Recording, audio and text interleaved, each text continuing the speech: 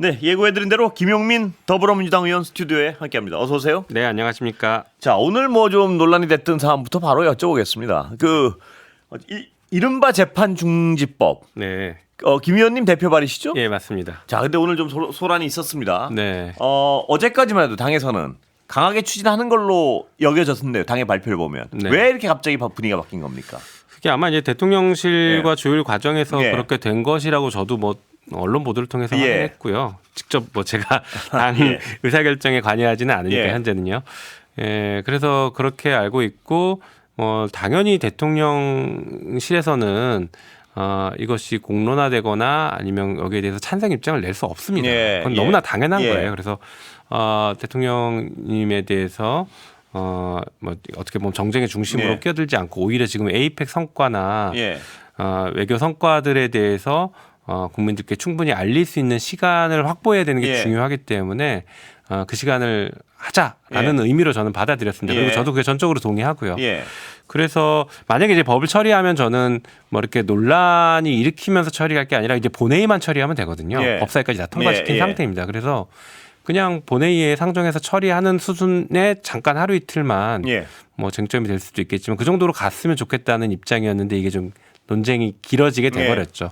근데 물론 이 법은 사실 새로운 내용이 아니라 네. 헌법 84조랑 우리 형사소송법 246조에 재판이 정지됩니다. 예. 대통령은 현직 대통령은 그렇게 돼 있어요. 대통령실 얘기도 그거고요. 지금 네. 어차피 정지된다 이것은. 맞습니다. 예. 그래서 확인하는 차원의 예. 규정이죠. 그런데 국민의힘이 계속 재판 재개해야 된다 이런 얘기들을 하고 있으니 예. 확인하는 차원에서의 규정을 처리해 놓자 뭐 이런 의미였습니다. 예. 말씀하신 것처럼 근데 법원도 그래서 재판을 지금 정지시켜 놨죠. 예. 근데 저는 이제 국민의힘이 자꾸 재판 재개를 요구를 하면서 법사위에서 이제 그 얘기 제일 많이 했는데 예. 하는 것들이 저는 문제가 많다고 봅니다. 일단 예. 두 가지 문제인데 첫 번째는 이게 대선 불복처럼 보여요. 예. 어떤 의미냐면 예. 이재명 대통령께서 후보 시절에 이미 재판 중이었고 예. 재판 여러 개가 있는 것을 국민들이 다 아셨습니다. 예. 그럼에도 불구하고 대통령으로 뽑았어요. 예. 그것은 나중에 대통령이 되면 헌법에 따라 재판이 중지되고 지금 어려운 국난을 극복해라 예. 라는 걸 국민들이 선택하신 것이거든요. 근데 그걸 가지고 다시 재판을 재개해라 그리고 뭐 경우에 따라서는 결과에 따라서는 대통령직을 상실시켜야 된다 예. 이런 얘기를 계속 하는 것은 예. 대선 결과를 부정하는 겁니다. 예. 또 하나의 측면에서는 지금 국난 극복을 위해서 대통령을 중심으로 나라가 진짜 똘똘 뭉쳐서 힘을 예. 합쳐야 되거든요. 예. 관세 문제도 정말 이제 어렵게 타결했고 예. 관세가 끝나는 게 아니라 앞으로 경제를 살리는데 그리고 외교 문제, 안보 문제 이런 여러 가지 문제들이 지금 현안이 쌓여 있습니다. 예. 대통령을 중심으로 해서 이 일들을 해결해 나가야 되는데 국민의힘 말대로 하면 대통령이 국정을 운영하는 게 아니라 재판받으러 맨날 다녀야 예. 되고 경우에 따라서는 대통령직을 상실하면 새로운 대통령을 뽑자 지금 이 얘기를 예. 계속 하는 것입니다. 예. 그러면 국난을 극복하지 말고 국난을 더 어렵게 만들자라는 얘기 하는 예. 것이에요. 그래서 뭐 보수 정당을 표방한다라고 하면 최소한의 애국심을 예. 가지고 지금 그런 주장은 하지 말고 오히려 국민의힘이 더 적극적으로 이건 재판 중지하는 게 맞고 예. 대통령이 잘하는지 못하는지는 5년 뒤에 정치적으로 심판하자 이렇게 얘기를 해줘야 맞죠. 예. 김 의원님 지금 설명하신 어떤 그 상황에 대해서요. 그러니까 야당에 대한 어떤 평가나 이런 데는 전적으로 제가 동의하는데 제가 궁금한 거는 왜 이런 어떤 용산과의 엇박자 같은 분위기가 펼쳐질까? 왜냐하면 이걸 추진할 때 네. 용산과 당과의 어떤 의사소통에 문제가 있는 거 아니냐 이런 어떤 얘기들이 나오는기도 합니다. 오늘 상황 때문에 왜 그렇습니까? 예를 들면 이걸 우리는 당연 추진하겠다. 이러면 용산과 대화만 돼 있었어도 어제 그렇게 강력하게 얘기를 안 했을 것이고 그럼 대통령이 또 저렇게 강력하게 말리면서 이게 이슈화되지도 않을 것이고 왜 그렇습니까? 그거는. 네, 그 부분은 이제 당정대가 예. 일주일에 한 번씩 모여서 회의를 하는데 예. 그 회의 과정에서 이런 것들이 계속 조율이 됩니다. 예. 그래서 제가 그 회의에 들어가지 않아서 실제 조율 내용까지는 예. 알기는 어렵지만 예. 뭐 추측컨대 여기에 대해서 기본적으로 당이 추진하는 것 정도는 예. 묵시적인 공감대는 있었을 거라고 저는 예. 봅니다. 그래서 당이 얘기를 했을 것이고 그런데 에이펙 끝나고 이 성과에 대해서 예. 이제 홍보의 시간 혹은 이제 그 후속 조치를 취해야 예. 되는 이 시간이 왔는데 다시 정쟁의 소용돌이로 예. 들어가는 것에 대해서 아마 대통령실에서도 부담을 느껴서 예. 이런 뭐 주장을 했던 게 아닐까라는 그래서요. 생각이 이게 들어요. 김 의원님도 직접 그 의사결정 과정에 안 계시다니까 제가 여쭤보는 게 뭐 시원한 답변을 못 해주실 네. 부분도 있는 것 같은데요. 이 외부에서 관찰하기 하여튼 궁금한 점은 그겁니다. 그러니까 오늘 대통령실의 워딩을 자세히 보면 대단히 강해요. 뭐냐면 대통령을 정쟁으로 끌고 들어가지 마라. 이건 다시 좀 거꾸로 해석하면 여당이 대통령을 정쟁으로 끌고 들어가고 있다고도 해석될 수 있는 발언입니다. 그럼 이 정도면 굉장히 강한 발언인데요. 이 정도가 왜 조율이 안 됐을까? 그럼 당이 대통령실의 의중을 모르고 좀 먼저 앞질러 나간 거 아닌가? 뭐 이런 어떤 의심도 가능하고요. 어떻게 보십니까? 글쎄요, 이제 그 부분은 예. 이제 조율의 문제가 이제 어디까지 됐는지는 예. 뭐 좀 거길 따져봐야 되는 문제이기는 예. 한데 당연히 이 대통령실 입장에서는 저는 그런 얘기할 수 있다고 예. 봅니다. 예. 예. 아까 말씀드린 것처럼 에이펙 성과가 그리고 후속 조치가 지금 제일 예. 중요한데 재판 중지를 하느냐 마느냐 이 얘기 가지고 완전히 논란이 다른 쪽으로 가는 예. 것은 저도 바람직하지 않다고 예. 봐요. 그렇다라고 하면 당에서 예. 어제 그렇게 얘기하기 전에 좀 더 소통을 했어야 되는 예. 거 아닌가라는 아쉬움도 저는 예. 개인적으로 갖고 있습니다. 예. 다만 이제 소통을 얼마큼 했는지 제가 모르기 예. 때문에 뭐 비판을 어떻게 해야 될지는 모르는 상태라고 말씀드릴게요. 예. 어쨌든간 지금 당에서는 대통령실과 조금 더 긴밀하게 소통하면서 조율을 할 필요가 있다라고 예. 봅니다. 예. 지금 소통 채널들이 다양하게 있거든요. 예. 당도 기본적으로 아까 말씀드린 당정대 채널이 예. 있고 그리고 각 상임위나 아니면 뭐 여러 가지 논의하는 예. 단위들 정책이나 이런 단위들은 또 정책과 관련해서 대통령실과 소통을 긴밀하게 하고 있는데 이 부분에 대한 소통을 저희가 좀 더 긴밀하게 할 필요가 예. 있다는 생각 듭니다. 또 하나 여쭤볼게. 이 대통령실과 당의 소통도 하나 좀 궁금한 부분이 있지만 당내 소통 그러니까 원내 쪽과 어떤 대표 쪽 혹은 이쪽에서도 소통이 약간 부족한 거 아니냐는 전망 의심들도 합니다. 네. 왜냐하면 원내대표랑 약간 결의 분위기가 약간 다른 것 같아서요. 안 그렇습니까? 그건? 그렇지는 않은 것 네. 같고요. 이제 그러니까 의총 분위기를 보면은 예. 원내대표와 당대표 간에 뭐 이견을 표출하거나 그러지는 않습니다. 그래요? 그래서 예. 저는 사전에 예. 최고위에서 충분히 논의하고 의사결정을 하고 예. 의총하고 그걸 의원들께 뭐 보고하고 예. 논의한다라고는 이해하고 있고 이제 그 과정에서 아마 이 사건이 또 불거졌을 수는 있는데 예. 여기에 대해서는 제가 알기로는 이견이 없었던 것으로는 알고 있습니다. 당 내에서는요, 적어도. 네. 그러니까 예. 당 지도부 내에서는 이견이 예. 없었던 것으로는 알고 있는데 당 지도부 내에서는요. 예. 그래서 원내와 당 대표 간 사이에 이 부분에 대한 이견은 없는 것으로 저는 알고 있습니다. 그 의견은 없다. 네. 그럼 이 법은 이제 당분간 야당이 어떤 무리수를 두지 않는 한 진전시키지 않는다. 이게 오늘의 결론인가요? 뭐 당의 예. 오늘 공식 입장은 그렇다라고 저도 이해하고 있습니다. 예. 제가 이 언론 보도나 옛날 우상호 정무수석이나요. 이런 분들의 워딩을 봤을 때 제가 그쪽 대통령실을 직접 취재한 게 아니라 이제 언론 보도를 보고 하는 네. 짐작은 대통령실의 불만은 그게 있는 것 같습니다. 뭐냐면 뭔가 치적을 좀 자랑할 만하고 국민한테 홍보할 만할 때 당에서 어떤 다른 소리가 나와서 이게 이슈가 자꾸 묻혀버리는 거 아니야. 이런 불만이 있는 것 같이 느끼는데 제 느낌에 대해서는 어떻게 평가하십니까? 뭐 이제 느낌이시니까 아니 언론 보도를 예. 그러니까 예. 뭐 말씀드리긴 좀 예. 곤란하긴 한데 다만 이제 국민들께서도 그렇게 예. 느끼실 가능성이 있다는 거를 예. 전제로 말씀드리면 이제 당정대 소통을 좀 더 원활히 할 필요가 있을 것 같고요. 예. 그리고 아까도 말씀드렸던 것처럼 각 상임위별로도 예. 정부와 소통을 조금 더 원활하게 할 필요가 예. 있다는 생각을 뭐 저도 최근에 많이 하고 있습니다. 예. 다음에 모시면 당에 좀 취재를 해보시고요. 왜 이렇게 됐는지. 예. 오늘 제가 확실히 의문이 해소되지는 않았습니다. 예. 왜 그렇게 됐는지. 예. 자, 에이펙 평가 한번 해주시죠. 예. 네, 뭐 사실 이제 국민들께서도 호평을 예. 많이 해주고 계십니다. 예. 정말 저도 이제 다행이라고 생각하고 예. 이제 한미 정상회담과 뭐 한중 정상회담, 한일 정상회담 등등을 통한 예. 외교도 굉장히 훌륭했고 그다음에 관세 문제 이런 것들이 잘 합의가 됐다라는 네. 것은 국민 여러분들 모두가 다 이제 칭찬하시는 부분인데 이제 제가 바라보는 관점에서의 하나는 잘했다라고 예. 평가되는 점 그겁니다. 대한민국 경주를 중심으로 예. 주요 국가들의 정상들이 모여서 번영과 평화를 논의했고 예. 그게 매우 알차고 실질적인 논의가 이어졌다라는 예. 게 이번 에이펙에 숨어 있는 큰 성과라고 저는 봅니다. 예. 다시 말해서 전 세계가 대한민국을 주목하고 특히 경주를 주목하면서 비상계엄을 딛고 일어난 아직 1년도 안 된 이 대한민국에서 저렇게 세계의 평화와 번영을 얘기할 수 있다라는 것에 대해서 많이 놀라고 긍정적인 평가를 해줄 수 있는 부분이라고 생각합니다. 예. 자, 에이펙은 좀 지났으니까 다시 네.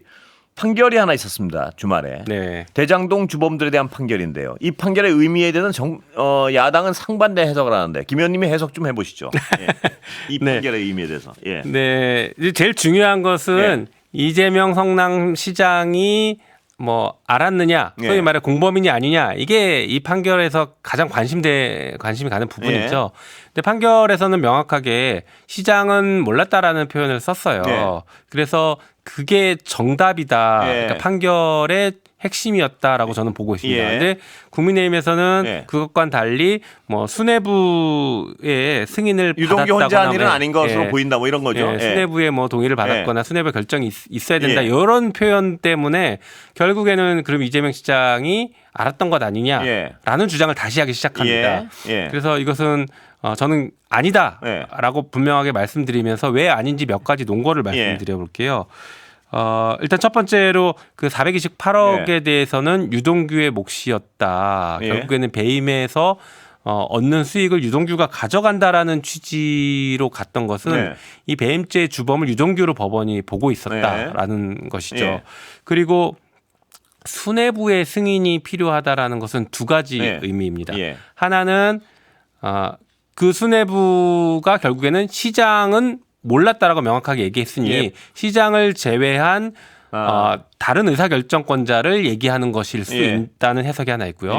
또 하나는 시장을 포함해서 만약에 해석하더라도 앞에서 해석한 것과 같이 앞에서 설시한 것과 같이 얘기를 하면 결국에는 수뇌부를 속였다.